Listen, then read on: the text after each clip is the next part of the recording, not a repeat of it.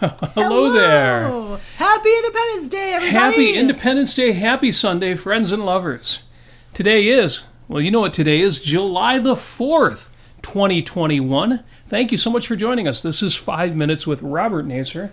I apologize again for the rough opening there. I swear I need a checklist. I need a producer. Who wants to take a job as producer of this show? The pay's not that good, but it's a good time. Today is Sunday, July 4th, 2021, the 185th day of this your best year yet. There's 180 days left. We need to talk about that. 180 days left to make it so.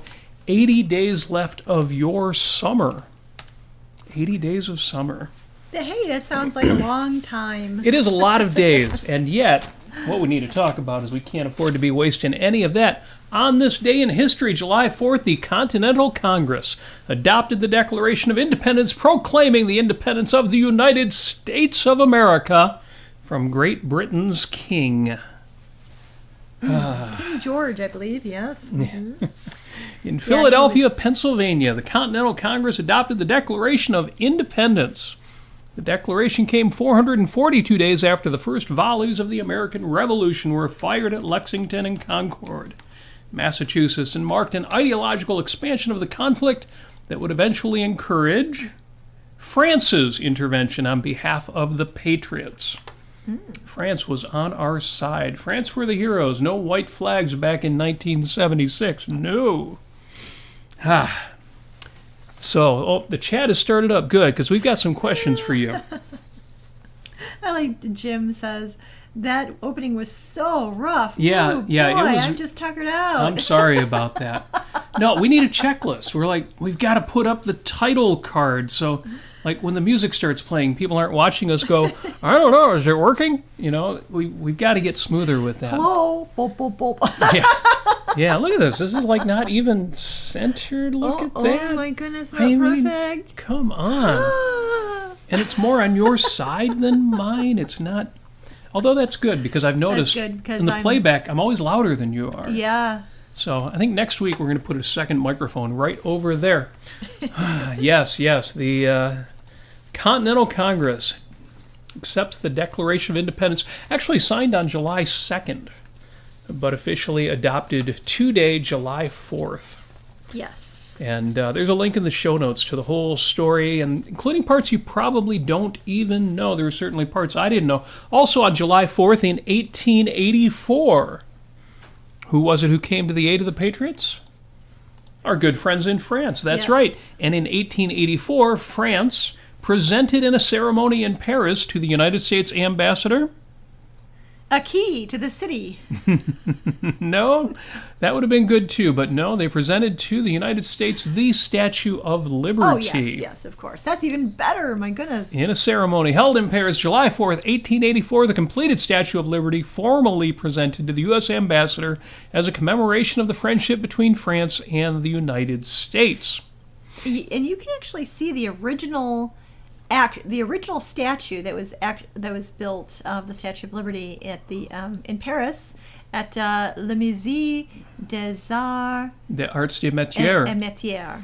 And that would be the Museum of Arts and Sciences in Paris. Something like that, yeah. If you've been to Paris and you haven't seen, or if you're going to Paris and you haven't seen Le Musée des Arts et Métiers, it's like the French version of the Henry Ford Museum. It's a museum of arts and sciences and technology, and it's magnificent. But there's also a small-scale replica of the Statue of Liberty. Well, it's more of like a life-size version of a woman, kind of. Yeah, it's about a person-sized. Yeah. And for those of you who know Paris, of course, you can also see the Statue of Liberty in the Seine. Mm-hmm. Yes, you can. There are several versions of the Statue of Liberty. They all look like the Statue of Liberty. Yeah, and the Seine, in Paris. In the Seine, and the Seine River there, it's about 1/3 the size. Yeah, it is 1/3 the size of ours. Yes. They gave us the big one.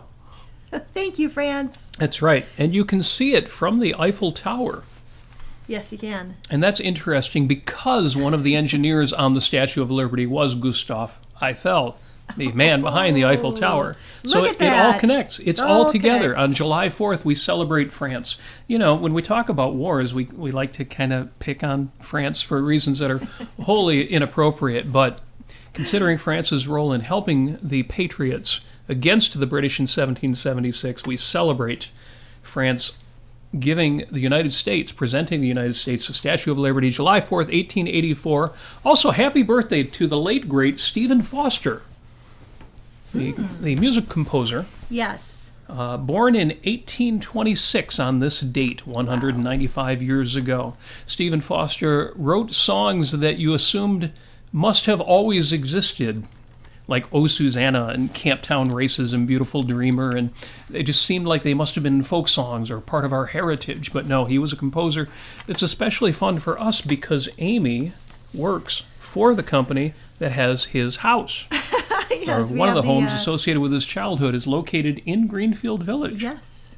And actually we have a whole display of different, really, well, some are antiquated musical instruments, some are just, you can see so much evolution in musical instruments in the 1800s. It's really fancy. It's just so fascinating. Just love it. And we're getting all sorts of wishes of Independence Day. Happy Independence Day, happy 4th from friends. Yes. Love it, love it, love it. And even some folks who aren't usually on the chat. So thank you so much, including people who it must be 3:30 in the morning for Narendra. And he is on board. He is online. Thank you so much for being here. And right back at y'all. A happy 4th, happy Independence Day. Incidentally, it's also Indivisible Day. Indivisible Day. Indivisible Day. It cannot be divided. Well, it's funny. We've had sports figures and athletes and interesting people have actually been politicians in the United States. Mm-hmm. You wouldn't know that we would have, for example, movie stars or television stars be president of the United States. Schwarzenegger. And governors of the states, Jesse Ventura. And Jesse Ventura. Jesse Ventura actually declared today, July 4th, he did this in 2002, he declared it shall be observed as Indivisible Day. Oh. So this is sort of an atheist movement thing, because the Pledge of Allegiance, I pledge allegiance to the flag of the United States of America. Right. And to the country, and to the republic for which it stands, yeah. one nation, indivisible, with liberty and justice for all. Yeah, that was actually, so before the 1950s. Before the 1950s. That's what children said with their hand on their heart. That's right. And in the 1950s, somebody got it in their mind in order to stave off the crazy radicals. This will make a big difference. Let's add under God to the Pledge of Allegiance. That'll keep us from communism, totally. Yeah, and that hasn't been divisive at all, no. So, in any event, Jesse Ventura, one of our athlete, celebrity politicians, did declare July 4th back in 2000, what was it again, 2002? Today shall heretofore be known as Indivisible Day by removing the words under God and simply saying indivisible with liberty and justice for all. So however you celebrate, I hope that you are part of this undivided nation and are enjoying the celebration. Either way, if you're in our chat, you're not divided from us. We're loving it. We are digging it. Now, we had talked on Thursday night. Well, first of all, we talked last Sunday. We talked last Sunday about all things romance and sexuality, and I did promise, since there were a few things it turns out by the end we had left out, that we would do a part 2. So I have to say, this is not that. That is coming. Ha ha ha ha. But this is not that. So I didn't want to give anybody the impression it was coming right away, coming too fast. It will happen, trust me. But on Thursday we were talking about philosophy. Mm-hmm. And on our Life on Earth show.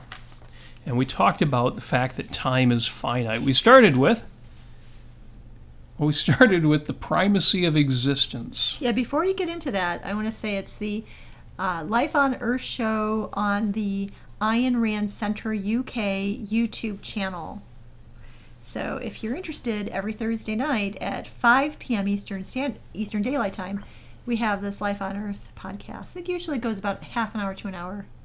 It's a little more philosophical because it's under the auspices, whatever the word auspices means, of the Ayn Rand Center UK. That means the Ayn Rand Center UK is auspicious. Oh, okay. That's good, because I didn't want to be suspicious. So we had talked on 5 Minutes and then on the Thursday show about aphorisms like happiness isn't about getting what you want, it's about wanting what you've got. And how some people take that to mean, well, some people take it reasonably. They take it to mean you should take time to celebrate your achievements, to actually enjoy your values, rather than after each accomplishment anxiously jumping on the next thing you've got to do.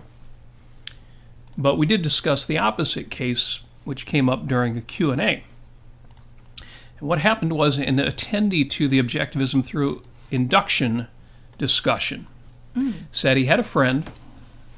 You know, it's a friend. It's not him. It wasn't him. Friend. Somebody I know had embraced this idea that true happiness is found not by pursuing more, but by enjoying what you've got.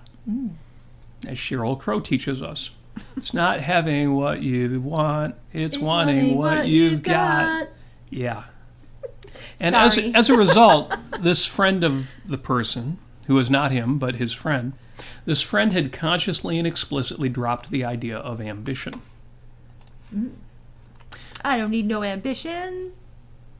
Now, what most people think when, like what I think when I hear Sheryl Crow say it's not having what you want, it's wanting what you've got, is we integrate ambition with taking time to appreciate and enjoy what you've got. Yes. And I like that version. And I think that was an interesting discussion, but of course that's what I thought about when this afternoon Amy and I drove out to the lakeside home of 5 Minutes with Robert Nasir, benefactor, one of our early contributors, not as early as Mark, but right near the beginning.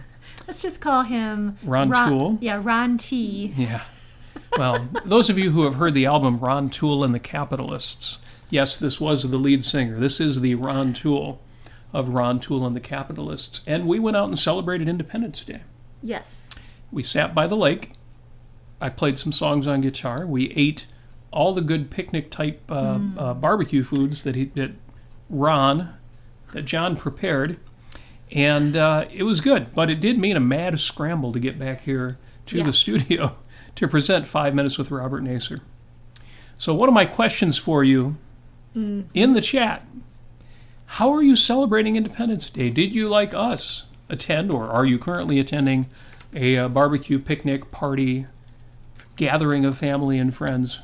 I can tell you, for me, the lunch was a sirloin burger with, I don't know how many kinds of cheese on it, but I couldn't recognize what it was. Our host is like that. He does things up nicely. Yeah. What did you have for lunch? I had the marinated grilled chicken. Grilled chicken. It was basically boneless chicken thigh, marinated and grilled. Oh, that's right. Chicken thighs, but boneless. It was good. Really quite nice. But there was also just a whole variety of salads, and it was delicious, and I put lemon over everything because it's so delicious. And the house is by the lake. What more could you want?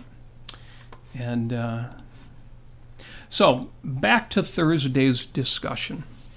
We started the discussion with a discussion of the primacy of existence, and we did that just to hammer home the point. Our philosophical friends will recognize this, that facts come first. That's become kind of sloganish, but the primacy of existence, the fact that what's out there is really out there, makes the point philosophically. It is separated from your consciousness. Yes. Your consciousness actually is part of reality, but it's distinct. There's no causal connection to it. So I'm just going to read this real quick from Ayn Rand, from the essay The Metaphysical versus the Man-Made. The basic metaphysical issue that lies at the root of any system of philosophy is the primacy of existence or the primacy of consciousness. The primacy of existence, of reality, is the axiom that existence exists, i.e., that the universe exists, independent of consciousness, of any consciousness.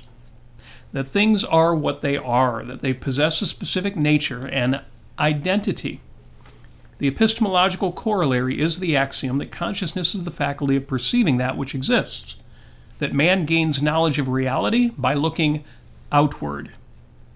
And then she says later in the essay, observe that the philosophical system based on the axiom of the primacy of existence, i.e. on recognizing the absolutism of reality, led to the recognition of man's identity and rights. Yes. So, on Independence Day, I can't resist repeating that. Observe that the philosophical system based on the axiom of the primacy of existence. Now, in 1776, this would be the Enlightenment ideas that followed from the rediscovery of Aristotle. In 2021, we would refer to the explicit identification of the primacy of existence from Ayn Rand. But going back to the Founding Fathers, they were following that more rational tradition from the Greeks. Let me start again. Observe that the philosophical system, based on the axiom of the primacy of existence, i.e. on recognizing the absolutism of reality, led to the recognition of man's identity and rights. That Enlightenment tradition was enough. We had great thinkers. We had Francis Bacon saying, nature to be commanded must be obeyed. A lot of what we know explicitly now was still implicit then, but better minds did have a handle on it, and they sowed the seeds of ultimately revolution, but independence, that respect for man's nature, for man's mind, for the fact that if we are to live, we need to be free to live. That means being free to think and free to act. Yeah, can I just take a moment and just kind of dissect this? I'm going to do a Joe Q public exercise. Good. It's something that we've done at Great Lakes Subjectivists, where we draw out like the word epistemology, and we have to describe what that word means to anybody on the street. So yeah, basically what this is saying. So how would you express this to Joe Q public? I'd say, Joe, let me tell you. No. Let me suggest to you. You might consider that basically, when you have a perspective, a philosophical perspective that is based on reality, on the facts, on what's true, it basically leads to the recognition, or it basically flows to the ideas. That that basically alludes to man's identity, or your identity as a human being, and the rights that you have as a human being in order to sustain your life, to flourish, to live as a human being. And it also alludes to the fact that you are a conceptual consciousness, that you have volition, that you have a specific nature, you have a specific type of body, you have a specific type of needs as a human being. So yeah, that's the long-winded version, I'd say. I don't know. Tell us what you think in the comments. Yes. Well, we lay the groundwork for this. The fact that facts are what they are, that reality comes first. Froda says, you talk to people on the street? Yeah, so we talk to people on the street. We drag them out into the street and say, take this philosophy. Because it keeps going back to this question, well, is happiness appreciating what you've got? And in a sense it is, and that's why I keep going back to this aphorism. Happiness is appreciating what you've got, what you've created. The career you've got, well, not what you fell into, but what you chose. Well, what friends you happen to have? No, the friends that you've chosen to have. What values you've got? Well, the values that you've chosen, that you've lived. Mm-hmm. What assets you've got? Yes, what you've earned. So people get that implicitly, even as they say, well, the poor man is the man who constantly wants more. See, what I see is a lot of this comes from uncertainty, philosophic uncertainty. And in particular, the kind of uncertainty that arises from a faulty worldview, a failure to appreciate the primacy of values, the primacy of truth, the primacy of what is, the primacy of existence. If we take existence and its corollaries, consciousness and identity, seriously, a few facts spring to the fore. Things are what they are. It is what it is, man. I am what I am. I've got a nature. And, as with everything in the world, I've got to respect that, my nature. Because nature to be commanded must be obeyed. Mm-hmm. If I fight with that nature, if I fight with my own nature, if I refuse to accept that I have needs and I have requirements and I have a particular way of operating, I will crash and burn. I say just like everything because everything has a nature. And a lot of us, including me, sometimes fall short of saying facts first. Yeah, Jim, in terms of how he's celebrating Independence Day, he's saying, I'm taking time today to frolic about. I love that. But to frolic about with reverence, appreciation, and gratitude for having been born in this country. Thank you, my biological parents, and thank you, founding fathers. Fantastic. Fantastic. I love it. That's we're talking about, well, don't accept the false alternative. Be ambitious all the time and never appreciate your values versus just accept what your values are and don't be ambitious. And Jim is making an excellent point here on a couple levels. The one I especially like is that he has gratitude to his parents and he has gratitude to his historical or ideological parents, yes. The founding fathers. I've talked before about how you were born. You were gifted a life. And unless you had really lousy parents, and some people out there do, that is a reason to have gratitude to your parents. They created you. They made you happen. And presumably they sustained you through your early years when you were totally helpless. I don't think we have a duty to our parents, but I think in most cases we have a reason to be enormously grateful to them. So I especially appreciate Jim getting that little bit in before acknowledging, well, today we are grateful to our founding fathers, and that is true. So we do have a question on YouTube. Yes, we are on YouTube. We are on YouTube. So awesome. Well, I'm actually seeing both. Yeah, it's good. We've got folks chiming in on. We're trying to get our YouTube numbers up. It's easier to get in on Facebook if you're already on Facebook and the video pops up, and that's cool. But we've got to get our YouTube numbers up too. So even if you're listening on Facebook, maybe afterwards click the YouTube link and put a like in there. We could use your help. Open up a new tab and go on to YouTube. The link is in the Facebook notes or the Facebook chat. And you can watch simultaneously. Oh, well, you're getting complicated. Actually, open 3 different browser windows on different web forums. And yes. That would be good. That's actually... Yeah, so we have a comment and question here. The first fact is the fact of one's own existence. Have we something still worth celebrating, worth fighting for, or are we merely to commemorate the past? Well, that's a great question from Atlas Spoke, and it goes back to my own personal manifesto that we were, well, the one that I just quoted. And I don't have a printed out copy of it, but essentially you were born, you were gifted a life. You started above zero. You didn't start flat. A lot of people say, why would I be grateful for my life? That's just what is.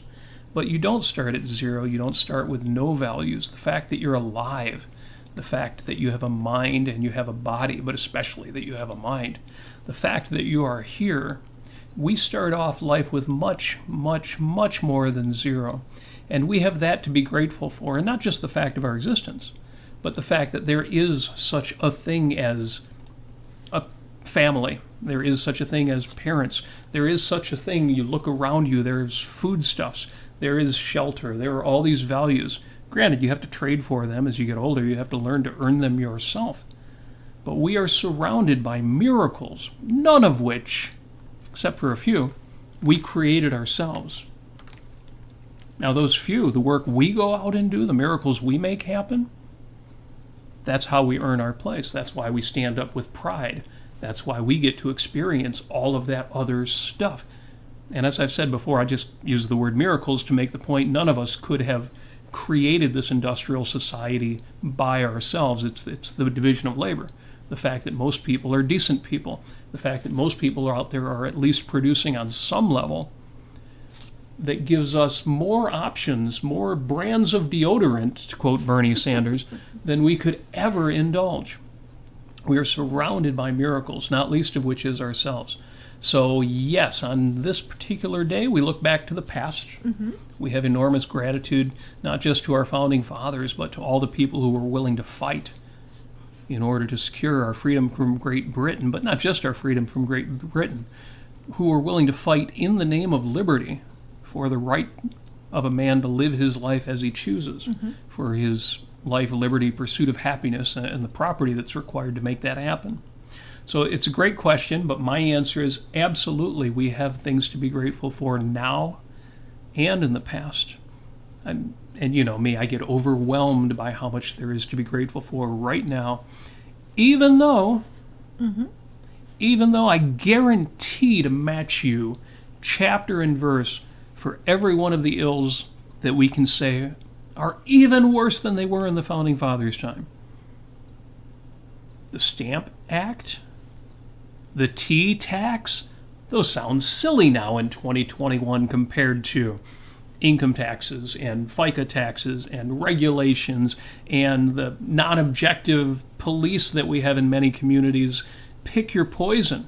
I could go on and on. All that said, these are amazing times. Every statistic is improving. We're living longer. We're living more prosperously. There's less poverty. The incidents of disease are less than ever before. And not only do we live longer, we live healthier in our old age. How many of our friends are 70 years old or older and aren't sitting in a rocking chair but are out doing things, making things happen, even finding new romances? We live in amazing times. You know, and just by, you know, you think of virtue. You know, you think of Ayn Rand, objectivism, and virtue, and all the, you know, all of that, which is wonderful. And I have to kind of compare and contrast, you know, despite the fact that a lot of people have, you know, poor moral codes, they're not very functional. Despite that, most people around you are decent and virtuous. Virtuous to the extent that they actually do produce more than they consume, and that they do come up with new ideas that actually affect your life and help you in your life and help you to flourish. And on top of that, they're proud of themselves for doing it. You know, of course, a lot of people have a lot of baggage and a lot of confusion, but just for, you know, just by that virtue alone, that, you know, you look at our society, you look at the people in that society, you look at these individuals, and they go to work every day. They put food on the table. They're not, you know, clamoring for handouts. They want to actually earn their living. And they want to be proud of what they do.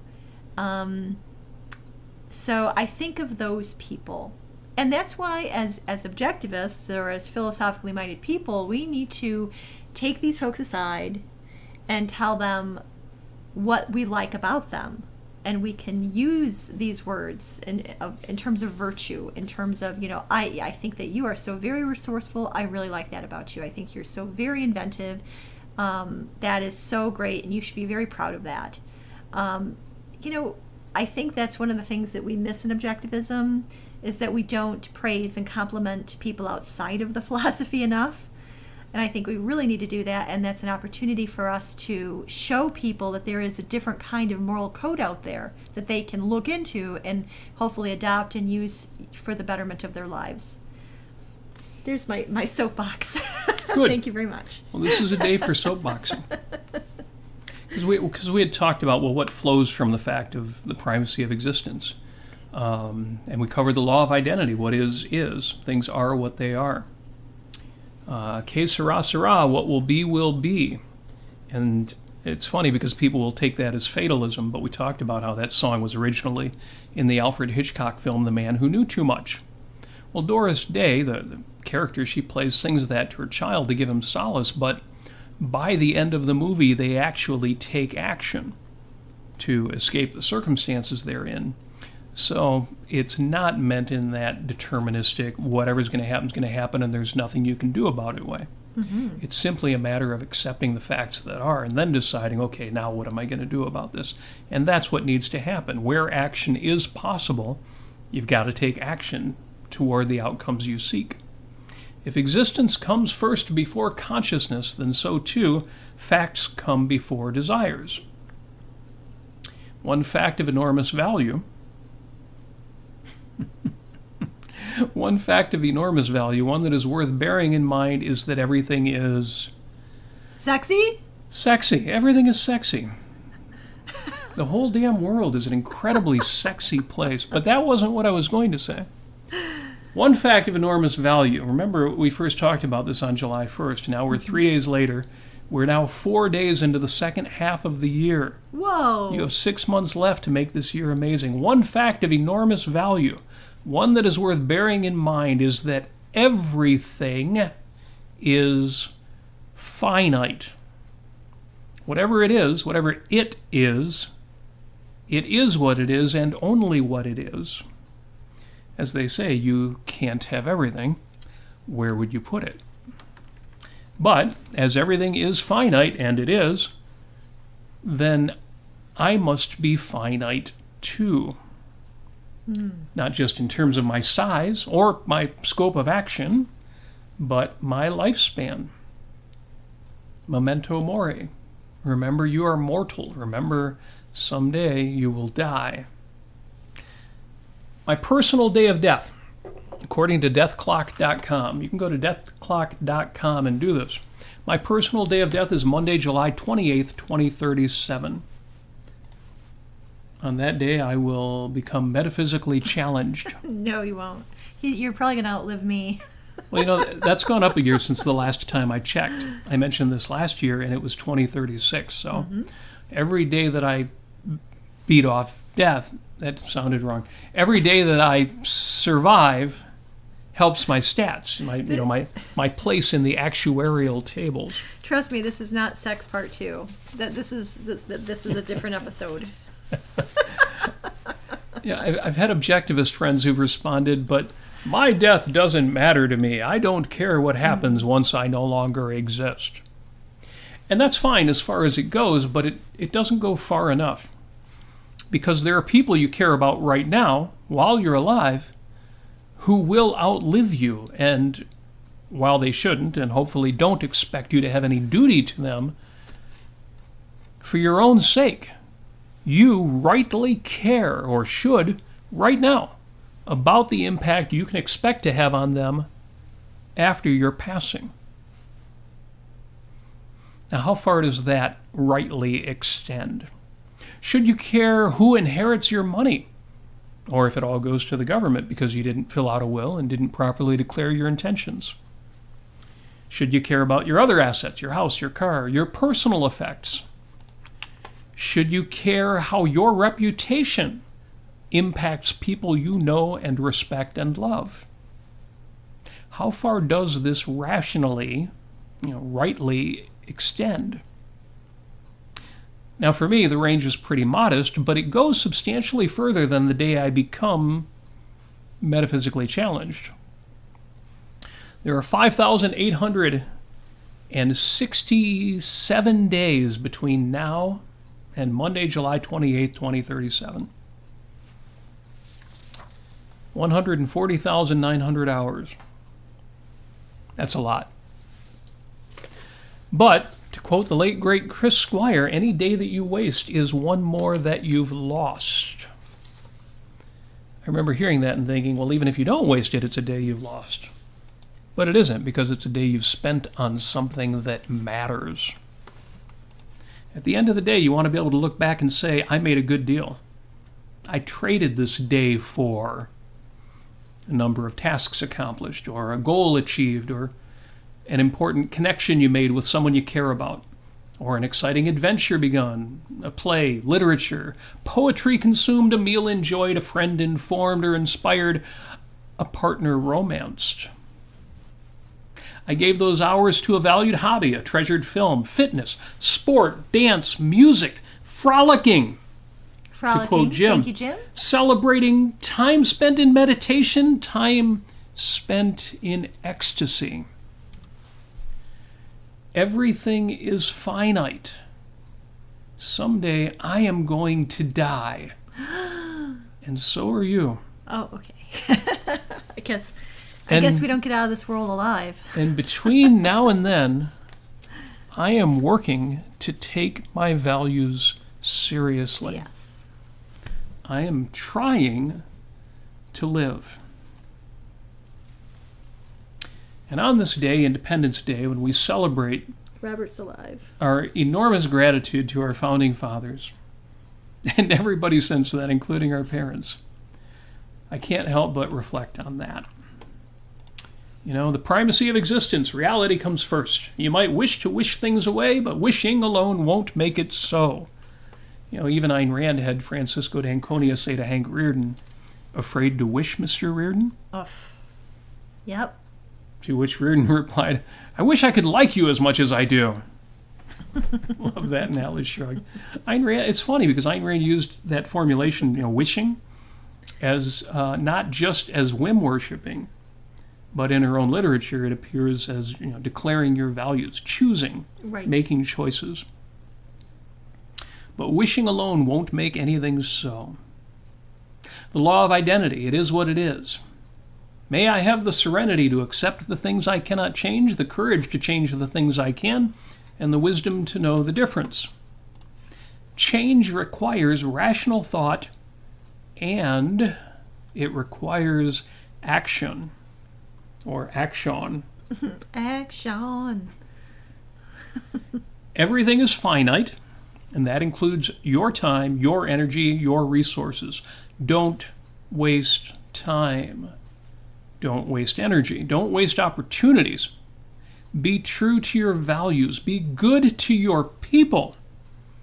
As the philosopher Brian May of Queen tells us, take care of those you call your own and keep good company. And finally, and I'm just reiterating, Memento Mori. Remember that you are mortal. Respect that fact of reality. As we learned from Atlas Shrugged, one of the first lines in the book, your days are numbered. Yeah. Yeah. Act accordingly. Each day is invaluable, irreplaceable. So treat them that way. And appreciate your Independence Day. You were gifted a life. Let's do this. I'm definitely appreciating America's birthday. What did Ben Franklin, Poor Richard, tell us? Dost thou love life? Then do not squander time, for that is the stuff that life is made of. And that's what I'm thinking about on Independence Day. So what have I missed in the chat here? Oh, Because there's a lot going on there. I'm just responding back to Jim, who says there's only one universe. You have only one life. There is only one you. Yes. And I'm saying, yes, that's a great Joe Q Public response. Yes, Joe Q Public, again, is a game that we play in Great Lakes Objectivists, a way of taking a concept and saying, sure, but how would you present that to Joe Lunchbucket, to the average guy in the street who is smart but isn't very philosophical? And it's one of the good games that Amy has us play. Very cool. And Bonnie has some really fun points here. I'll just read all of her wonderful wisdom. Because the reality is that man has a particular nature, a mind of his own that is capable of reason. His life depends on using reason. Yes. And to use that reason, he must be free to act. Hence, liberty, freedom, all that wonderful stuff. And then she says, I'm celebrating today, Independence Day, by appreciating Yaron Brooks' recent point that the right and left agree that government force shouldn't be used to restrict expression or drugs, but the left approves of force for allocation.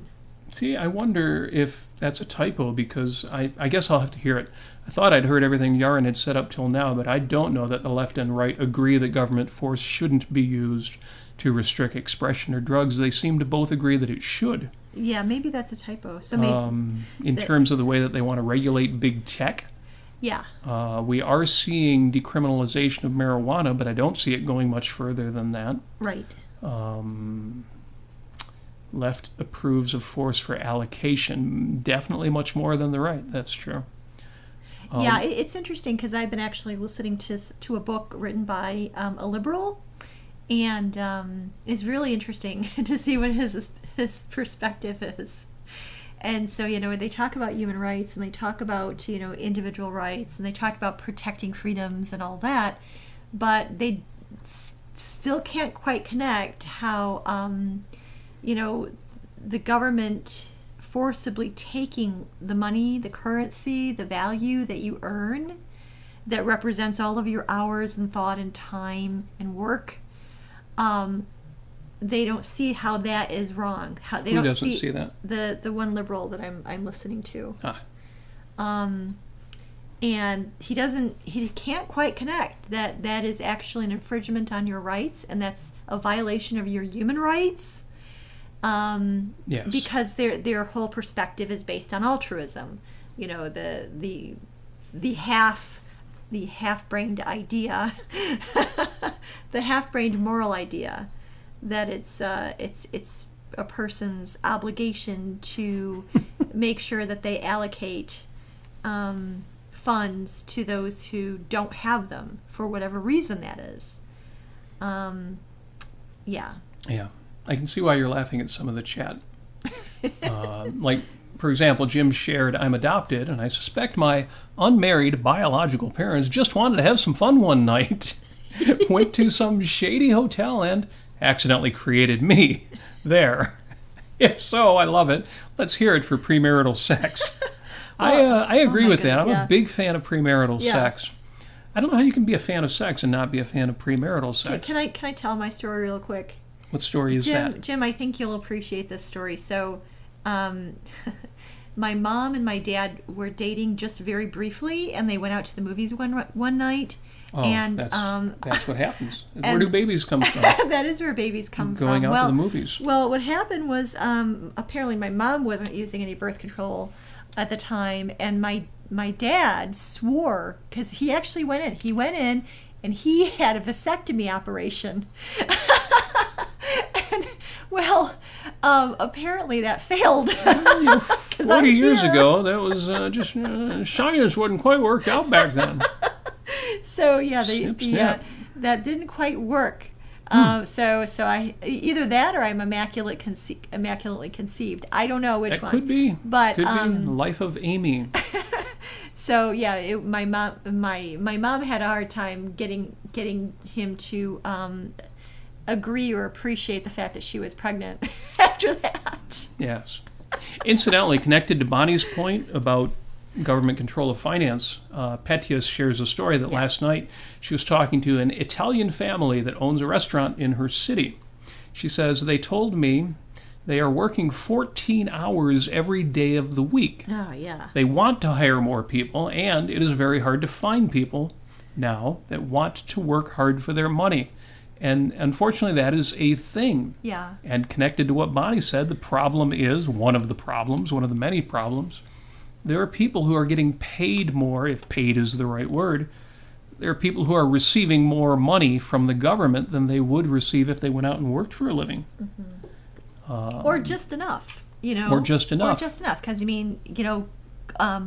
calculating the cost for gas and all the time it takes to drive and, Yes.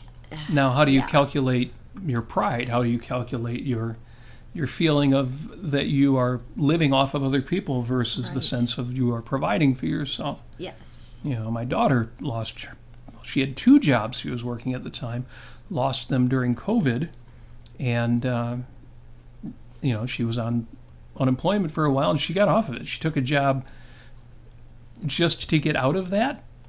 And, the job couldn't match what she was receiving. They were paying unemployment plus an additional $600 every 2 weeks. And that's $15 an hour right there, on top of what the base rate of unemployment was. So anyway, I understand exactly what Petya's talking about, and I've heard that too. Where you work, it's hard to find people. Yeah, right now we're having a hard time. Everybody's having a hard time hiring. Yeah.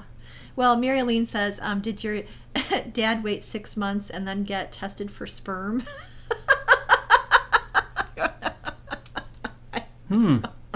Well, actually, there was a blood test involved to prove paternity. But yeah. So that was very interesting. That whole, I think God must have conceived me, of course. Now, this is cool. What? Lisa said, "Yesterday I hung out with liberty-loving friends at a barbecue at their home with a backyard pool. Mm-hmm. There is an app to rent this pool for $100 an hour, and they have 5 to 10 people daily. Capitalism." Wow. I love that. And it seems obvious. You've got so many ways to do vacation rentals and Vrbo and all of these different apps for that. But yeah, I love the idea of saying, well, we don't need to plan a big, what was it, $3,000 weekend. Let's just find a place where for a couple $100, Yeah. we can go to somebody's house and hang out at their pool. That's awesome. Gotta love it. I love freedom. I love liberty. I like that. I love America. Happy birthday, America. Yes. Is this a great place or what? Thank you, Founding Fathers, for recognizing the nature of human beings and the fact that we need to live and choose our actions based on reason. And, and they talk about, the law of nature. It's the law of identity, the law of human identity. These laws need to be based on who and what we are and how we function. We can't base laws on this idea that human beings have the same identity, say, as a hamster. That it doesn't work. That only leads to a lot of suffering and death, actually. Yes. But, yeah. Well, Jim actually has a much more benevolent take on the Christmas story than I do. Because he writes, "Great story, Amy. It reminds me of what Joseph said to Mary before they got it on. Quote, 'Don't worry, love. I got that operation.'" See, I always imagined that they never quite got around to consummating their marriage, as we're told, after all. And Mary went to Joseph and said, "I seem to be pregnant." And Joseph would be rightly concerned about that. I can only imagine, did Mary say, immaculate conception? I don't know. It just happened. These things happen once in history, but, it could happen. It's that Disney metaphysics we talked about. As long as you believe hard enough.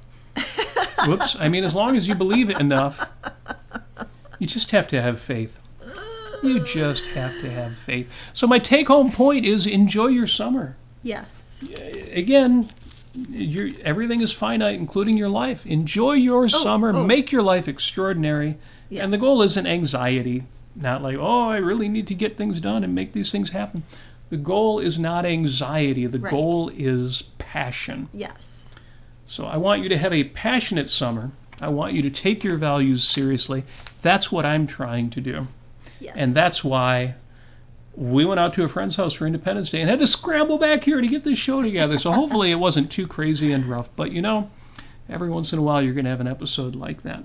Yes. Oh, and I just wanted to say shout out to Holly and shout out to McDonald's because she got her daughter a Happy Meal today. They do make her happy. And, I love the idea of Happy Meals. Yay to how easy it is to find a McDonald's nearby. It's a branded item, so you don't think anything of it. Happy Meal, it's that McDonald's thing. But the idea of a Happy Meal, yes, with decorations and cartoons and pictures and a fun toy for the kids inside. Oh yeah. I know people are like, I don't know, it's fast food. Is it really that great? It is that great. I love that stuff. Yes. Man. Oh, Mary Aline says the nuns implied that God told Joseph he was on a mission. No questions. Yes, yeah. Yeah, they told Joseph, look, you did your part. And Joseph, I'm sure, was like, my part didn't do anything. But somehow he was supposed to find solace in that. It's like, no, it's really, you are a part of this somehow. Somehow you are to be honored and celebrated for not doing anything. So, anyway. Well, he helped raise Jesus to become a carpenter. I believe that Joseph was a carpenter, and so he passed that skill along to Jesus. How nice of him. Father of the Year. Yeah, I'm trying to avoid a Joseph got wood joke, so I'm trying to keep my mouth shut. Well, on a more serious note, Atlas says the whole whatever we're talking about with Jesus and whatever we're talking about is a Flavian conception. A Flavian conception. That's the puns just don't stop. But he does say, "Read Creating Christ," which is always a good idea, by James Stevens Valiant and Warren Fahey. Yes, very good stuff. Warren doesn't always get the props. Yes, Warren Fahey. Because he doesn't do as many speeches. He absolutely should. He came out with a new book called Magenta. Which I haven't read yet. Which we haven't read yet. But I'm sure we will. Yes. So happy birthday, United States of America. That's Yay! right. Dun, dun, dun, dun, dun, dun, dun. Happy birthday to you, SA. Yeah. Happy birthday to you, SA. Happy birthday, dear America. Happy birthday to you, SA. So thank you so much for joining us. As always, show notes for everything we talked about and a few things we didn't talk about will be posted to the show within 10 minutes. There are some great articles on Independence Day on the Ayn Rand Institute website. One of them in particular has then links to a dozen other things that are worth reading. I'll put links to both of those into the show notes. As always, you'll see those within 10 minutes. If you have ideas for future shows, besides, you need to do the sex episode part 2. Yeah, that's coming. Or part 3. Part 4. We need to change the whole damn thing into a sex show. If you have ideas for future episodes of 5 Minutes with Robert Nasir, please chime in the comments or in the 5 Minutes with Robert Nasir Facebook group. Ask any questions, leave any comments, any suggestions, idle threats, whatever comes to mind. If you would like to support the show financially, and thank you so much to those of you who already do, you can support us either monthly by Patreon or one time through PayPal. Links to both of those can be found at robertnasir.com, as well as links to our YouTube channel and previous shows, and all sorts of other irreverent things that have nothing to do with the show, like Amy and I playing music at OCon 2017. Well, maybe. Yeah, well, I only think of that because we're supposed to audition for OCon 2021. They want an audition tape, not just from us, from anybody who's going to be in the talent show. So, yeah. I don't know. What do you think we should do for the talent show? Yeah, tell us what your thoughts are on the talent show and what we should be doing. And if you have any songs for us to sing. And hopefully nothing that has anything to do with the sex episode. So with that said, thank you so much for joining us. We were glad you were here. I am glad that you are here. Again, your comments really made the show this week, since we did take it kind of easy, content-wise, other than revisiting some of the recent conversations. Again, make your summer great.